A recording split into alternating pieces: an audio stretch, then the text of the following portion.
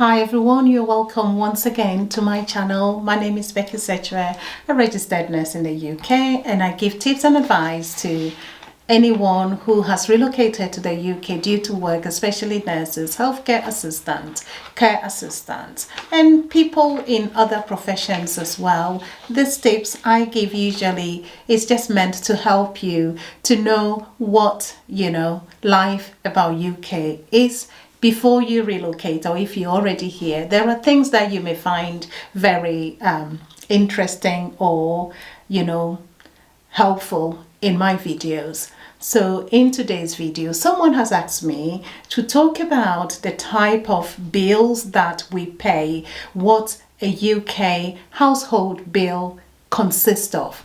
I'm going to be giving an example of a 3-bedroom house, and I'll be talking about the basic or the main bills, and then I would also be talking about other bills. And so if you want to know more about this, it's going to be very exciting. So if you like to know, why not watch the video to the end?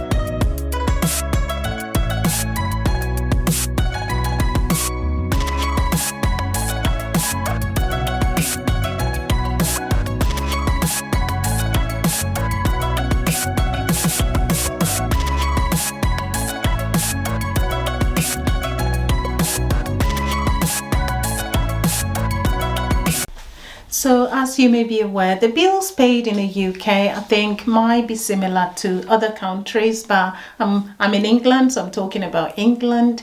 I don't know much about Wales or Scotland or Northern Ireland or Republic of Ireland. However, there might be similarities of the bills that we pay in the UK. As you may be aware, when you get your salary in the UK, apart from the deductions and everything that would come out, you still have to pay a lot of bills. And in the UK, the bills that we pay take out a big chunk of our salaries. I'm sure those of you who are here would be fully aware. So once again, someone has asked me to put a detailed bills that we pay, and I've divided this into the main bills and the extra bills as well. I'll be talking about, if you're a car owner, some of the extra bills you have to pay, and things like that. So let's go straight to the video.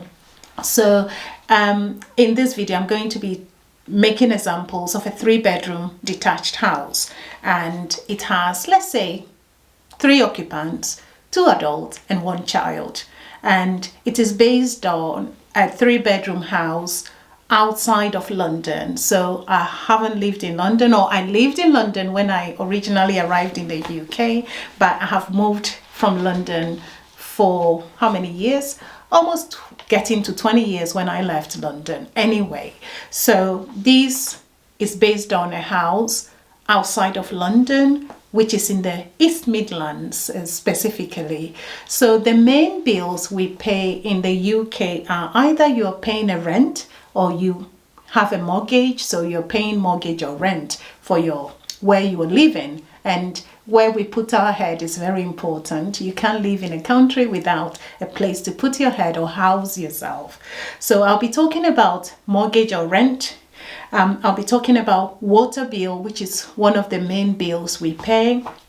We also pay TV license if you own a TV, and I'm sure 99.99% of the population do have TV. A few people prefer not to have TV. If they want to watch things, they go online and things like that. So anyway, TV license is included in one of the main bills that we pay in the UK. You will be paying for gas and electricity as well. You will be paying council tax, and council tax is based on a lot of things. The banding, there are different bands of council tax that we pay. And also, if you're a single household or you are a single parent and you are elderly, or you have issues with low-income person, I think you can speak to your local council and you may have a discounted council tax. But in this video, I'm talking about a house where you're working, so you would be paying the full council tax based on the band that you have.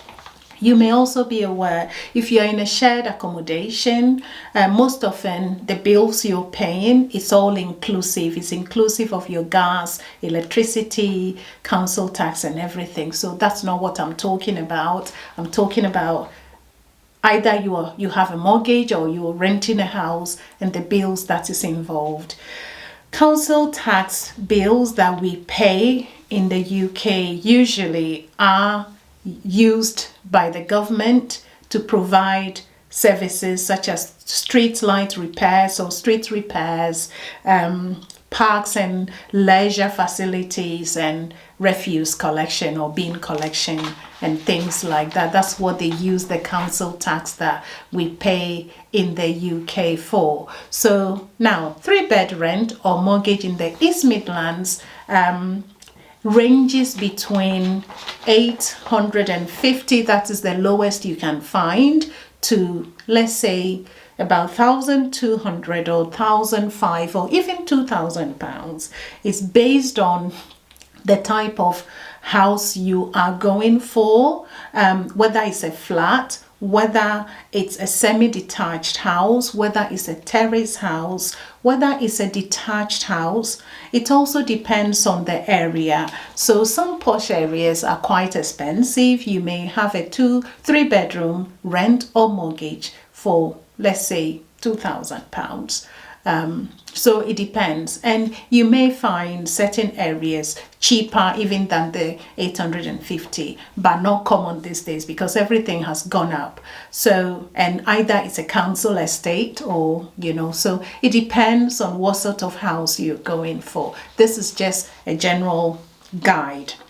So in this video, the house I'm going to be talking about, or the mortgage or the rent I'm going to be talking about. So the mortgage as well, how much you pay depends on how many years you have gone for the house for the mortgage for. If it is 20 or 30 years, it's more cheaper, but if you're going for less number of years of mortgage, then it might be more expensive. So it depends. So the example in this video is a 3-bedroom mortgage, or let's say rent, which is about £937 a month. So £937 a month you're taking out of your salary to pay for where you put your head. So that is just your mortgage or your rent.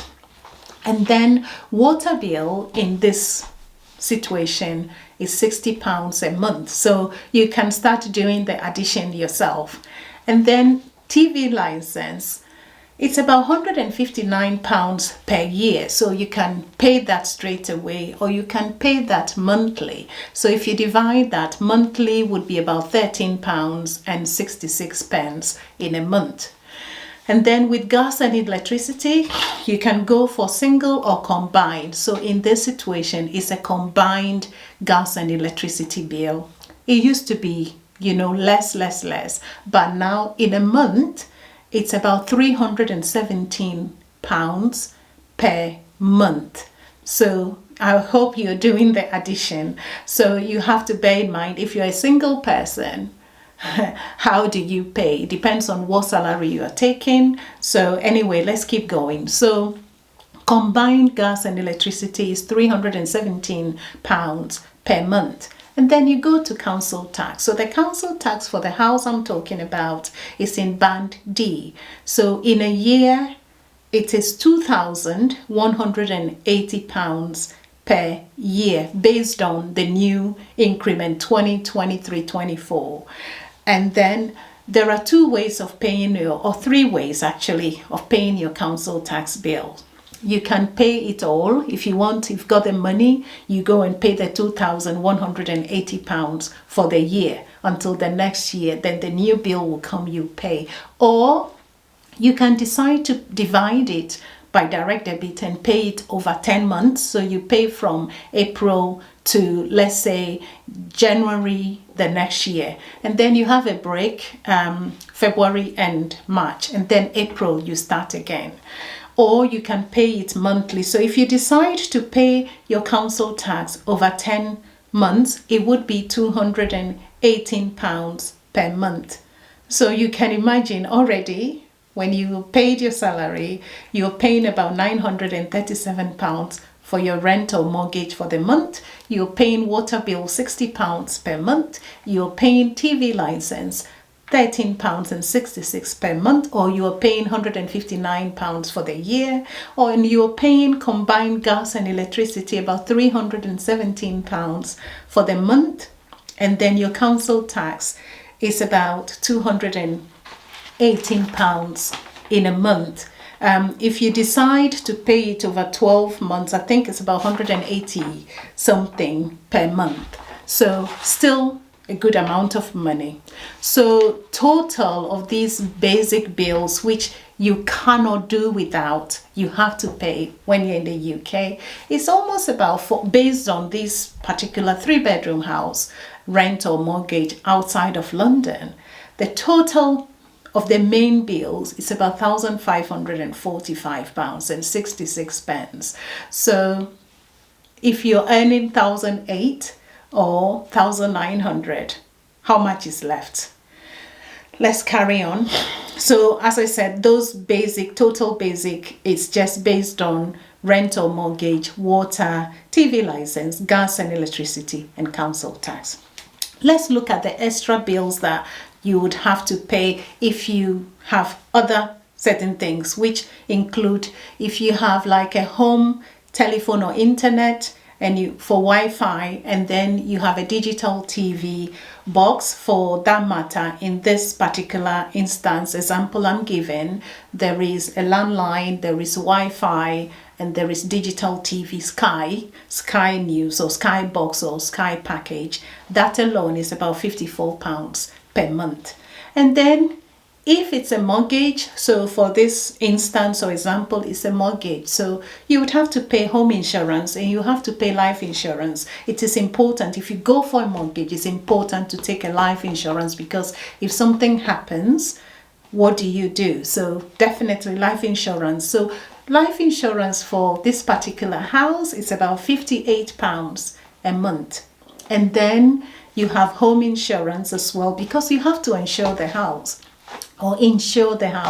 So home insurance ranges between whatever to whatever. So in this, it depends on what cover you're going for. So basic for a few other things could cost in this situation is about £15.22 per month.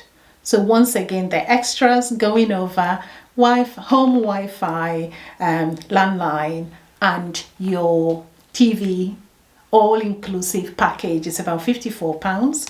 Life insurance alone is £58. Home insurance alone is about £15.22 per month.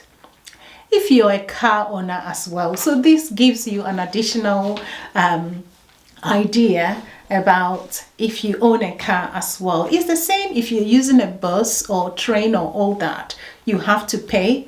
So let's talk about this. This is exclusive of petrol. So car insurance, if you have a car, you definitely have to take an insurance. So the car insurance for the car in this example is £37.32 per month. Some people's car insurance can be quite expensive, but in this situation it's like that's what it is.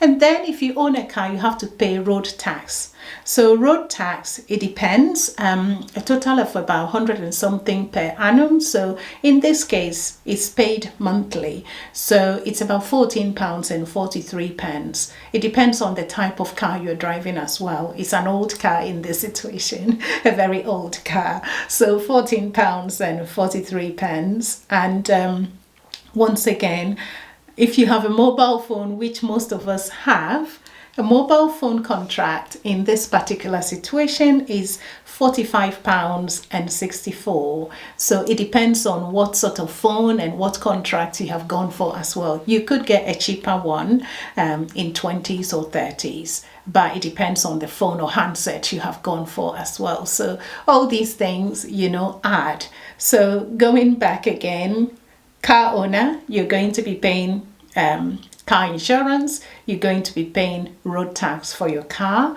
and if you have a mobile phone, you've got that as well. So let's carry on. So these are just the extras.